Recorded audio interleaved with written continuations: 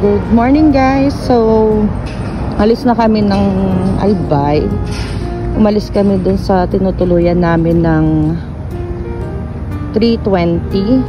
Ngayon nandito kami sa yung famous na 7-Eleven. Hindi lang kita dyan yung Mount Mayon kasi maaga pat madilim pa. So, balik na kami ng Laguna. Thank you Magayon sa mapakagandang experience namin dito. For sure babalik kami. Samahan nyo kami and orasan natin kung ilang oras kami sa pagbalik. Kasi nung nakaraan 16 hours kami bumiyahe. So, ready na? Bye-bye. See you again. Bye! Hindi ito simpleng pagilakbay. Hindi lang ito 4 na araw sa Bicol. Ito'y 4 na araw ng pagninilay, pagbabalik loob at patuklas. Sa layo ng biyahe, sa bawat liko ng daan, doon namin unti-unti nakilala ang isa't isa at aming mga sarili. Mula sa umagang pagbahon hanggang sa habang buhay natin biyahe. Sa uhaw, sa gutom, sa bigat na mata, nag-uumpisa na agad ang pagsubok. Umuulan, umiinit, nagpapalit ng panahon. Tulad ng damdamin, minsan mahangin, minsan mainit sa ulo, pero hindi kami bumitiyo. Habang hinaharap ang ulan at araw sa daan, natutuhan namin ang tunay na pagmamahal, sinusukat hindi lamang sa lambingan, kung hindi sa tibay sa gitna ng bagyo. Pagdating namin sa Daraga Church, nakita namin na makatayo kami sa altar nito at tila matibay na rin ang amin na pagsamahan sa tagal ng panahon. Doon kami nanalangin, hindi lamang para sa kaligtasan ng aming paglalakbay, kundi para sa pangarap na aming buhay na magkasama. Sa katahimikan, narili ko ang sarili kong tinig. Panginoon, kahit mahirap ang daan, tulungan mo kami. Tulungan mo kami manatiling matatag.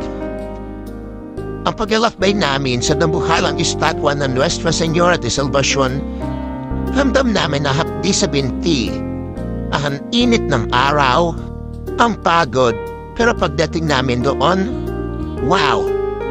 Ang mga pangarap, para lang yung pag-akyat, hindi basta dapat mamigay.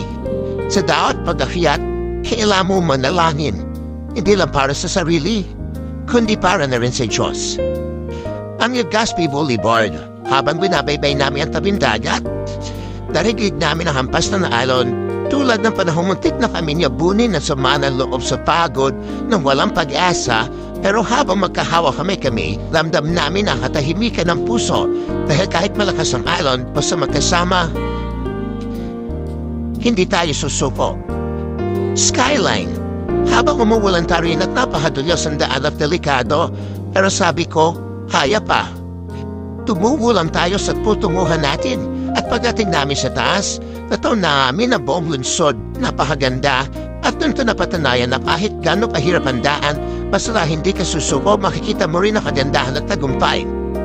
Sa dilim sa loob ng planetaryo, makikita namin ang tila kisame na katahimikan, malalim, para makapangarap namin malayo pa. Maaari parang imposibleng abutin. Pero habang nakaupo kami roon, na magkahawak ang aming mga kamay, alam namin kahit gano'ng kataas ang bitugin, basta sabay kami mangarap, posible ang lahat. Sa farm plate sa gitna ng halamanan, sa hayop, nakahanap kami ng katahimikan. Walang syudad, walang pressure, walang cellphone, walang signal, doon namin naalala lahat na hindi sa dami ang tagumpay na susukat ang buhay, kundi sa kakayanang tumawid sa simpleng bagay at kakayahang magmahal kahit walang maraming dahilan. Ang Hagsawa Ruins ay nagpakita sa amin na kahit anubog na simbahan at ang natural na lamang itong kampanero, tila paalala na kahit masira ang lahat, may bahagi pa rin sa atin na manatiling buo. Ang pananampalataya, ang alaala at pagmamahal, doon kami hopeful hanggang sumikat maiging araw sa tanghalian. Hindi na kami kapag-usap, hindi na kailangan. Dahil sa katahimikan, pero namin alam na ang relasyon namin tulad ng Hagsawa Ruins. Marami pa pagdadaanan pero mananatiling matatag. Habang pauwi halos wala na salita, pagod na ang katawan, ng puso, lahat. Napatunayan namin na paglalakbay hindi lang tupos sa dami ang lugar na narating, kundi sa lalim at aral na aming natutunan.